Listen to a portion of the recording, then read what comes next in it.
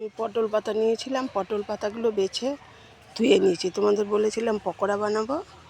এই দেখো, এখন এই যে চালের গুঁড়ো, লঙ্কা বাটা, কাঁচা লঙ্কা বাটা, একটু বেসন নিয়ে নিয়েছি, একটু নুন নিয়ে নিয়েছি। এটাকে এখন মেখে নেব। আর এর মধ্যে একটুখানি সামান্য ধনেপাতা কুচি দেবো। দেখো, একটু সামান্য ধনেপাতা কুচি দেবো, আর একটুখানি হলুদ দেবো, ব্যাস। দেখো, মাখা হয়ে গেছে। আমি এবার কড়াইয়ে তেল দিয়ে দিয়েছি, এবার কড়াইয়ে বসাবো। দেখো, চালের গুঁড়োটা দিয়েছি কেন বলো তো? আতপ চাল কিনে এনে মিক্সিতে গুঁড়ো করে নিয়েছি। চালের গুঁড়োটা দিলে না খেতেও হেভি টেস্টি হয় আর বেশ মুচমুচে হয়। এবার উল্টে দেবো। দেখো, পটল পাতার বড়াগুলো কী সুন্দর হয়ে গেছে, একদম মুচমুচে হয়ে গেছে।